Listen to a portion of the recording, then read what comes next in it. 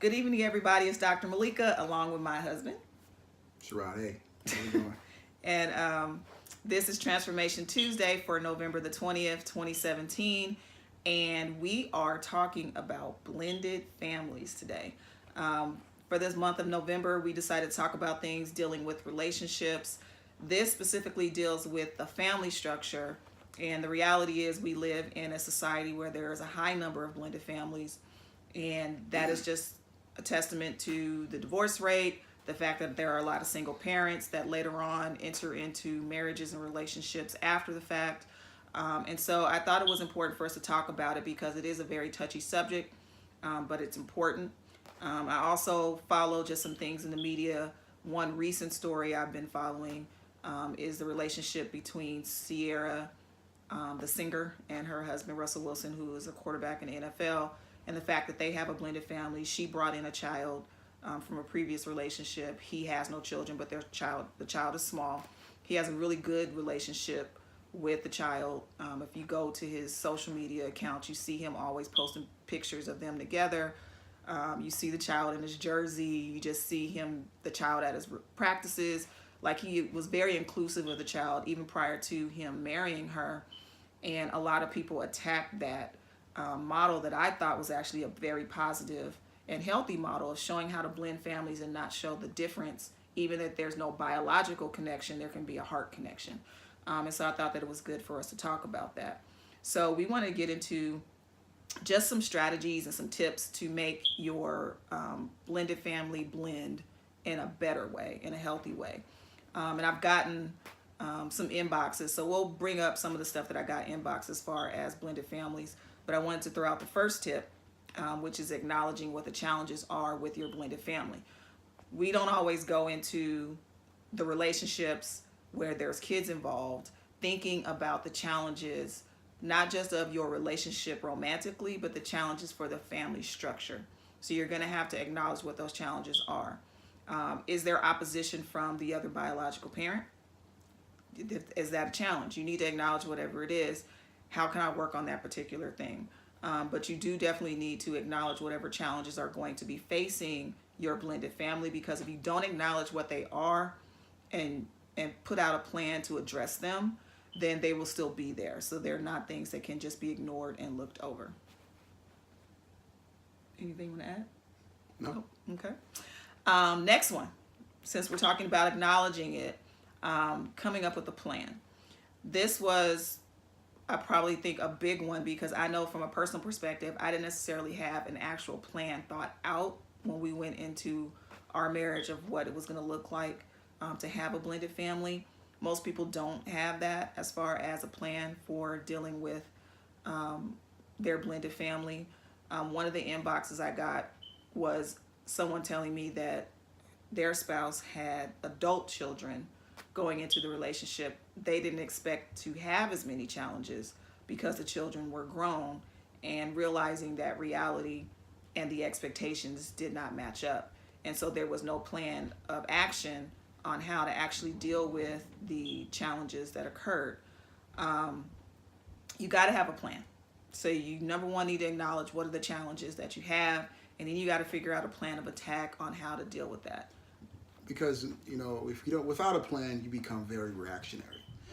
And, when you're reactionary, then everyone's affected, because you are that new party into the relationship, right? So you have to do it, you have to treat it as entering into any new relationship, like starting a company, starting a new job.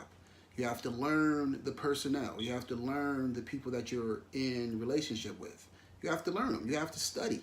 You have to create a plan and say, okay, it has to be intentional, right? You have to enter into the relationship intentionally saying, okay, what am I going to do? How am I going to be? What role am I going to play, in this relationship? I had a plan, because of my relationship, because I came out of a blended family. So I had a plan. I didn't know that it was, that was the rules. Those were the rules, but I had a plan on how I was going to enter into the relationship, and it was written out. So good results. Writing things down is important. A lot of times we'll forget the thoughts that come to our head. You should write things down. Writing things down, number one, helps you to retain it longer than typing it out. putting pen to paper is a very effective tool and then it also makes it more tangible for you and puts it in your face, and gives you something that you can hold on to as you go forward. In addition to that, this is probably the biggest one, is to try to put yourself in the child's shoes. I don't want to say kids, because kids has a connotation that they're young, and every time you go into a blended family, the kids are not kids necessarily. They can be adults, like the example I gave you of the inbox that I got. So you have to look at it from the perspective of the child. I think he brought up a good point when he said that when you're going into it, you have to understand that sometimes you're catching up in this child's life. You weren't there, especially if you go into it and they're grown. Yeah. You haven't been there their entire life. So now you gotta, I don't want to say get in where you fit in, but it kind of is like that.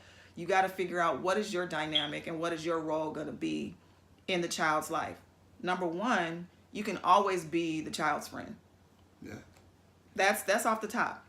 Now, if they're smaller, you're not your kid's friend. So that's the challenge a lot of people have. They're like, well, they're kids, and so I'm not their friend. I'm here to be a parent. But even in that, you can ease into the role of being a parent. It's almost like a teacher, right? You know, when you're a teacher, you know, you're not being a child's friend, but you are making a connection with that child so that you're relating to that child. You're studying the behavior of that child so you can teach the child. And that's the same approach you have to take as a parent entering into a relationship with a person with children.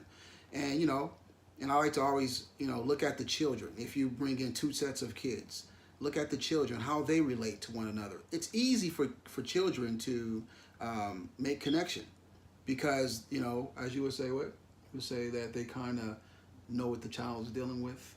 Well, with kids, they don't have the baggage that adults have. Right. So for kids to relate to one another, usually if there is issue there, it's because the adults have issues, not because the kids are bringing baggage. A lot of times adults impose their own issues on the kids and the kids start to reflect that. Right. But if you're not putting your baggage on the child, if you're bringing sets of kids into the relationship, as long as you let them know that they're loved and they don't feel like they're lacking, they can pretty much get along for the most part pretty well. Right. And develop a bond. And they can develop a bond, and you can learn from them. You can learn because, you know, I mean, example, my daughters, you know, I know that certain things that my youngest daughter would say to the oldest one, you know, and she will respond a certain way. I'm like, wow, why did she respond that way? So I learned that if I respond in that same manner, yeah, I mean, she's going to be affected. And you're going to say, oh, well, I'm just because I'm not the parent, you know, but that's just not necessarily the truth. You know, you just have to, you know, do your research, you know, study them, learn them. The research is studying the kids. Study the kids. And no one usually wants to put that amount of time. I always say this, people put so much energy and time and investment into the actual wedding, and they don't put it into the marriage, and then they wonder why the marriage does not succeed.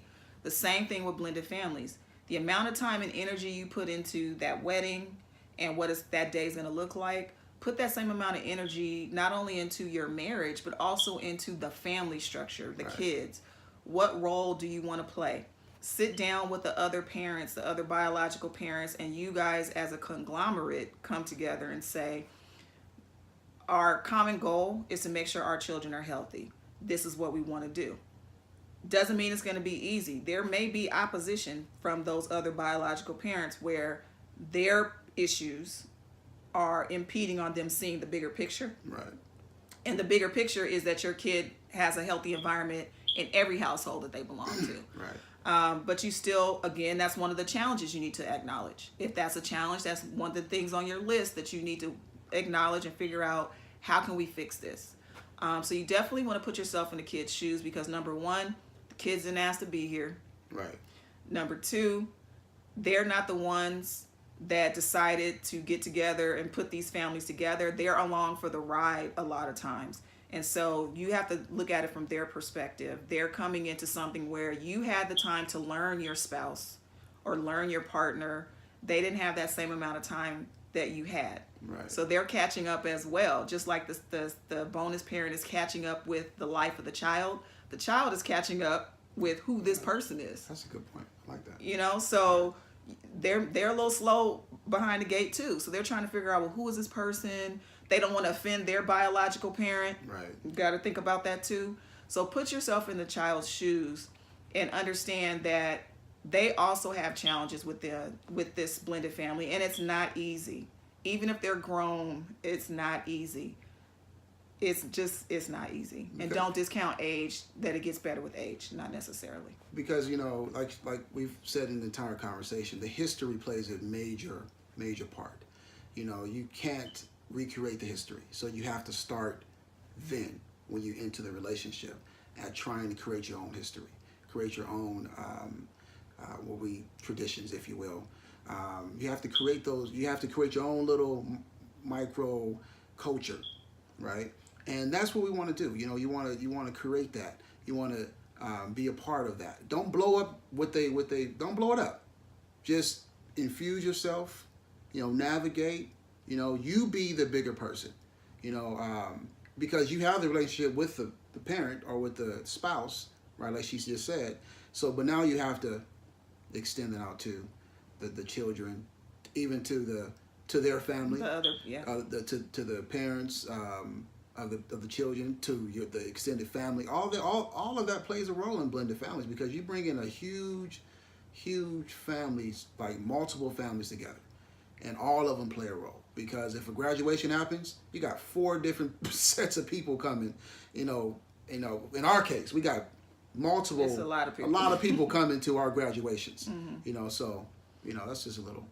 And you have to be inclusive. And so the reality is that parenting is self-sacrificing. Yes. So you have to look at it from that perspective. It's not about you. It's about the health and the well-being of the child supersedes you.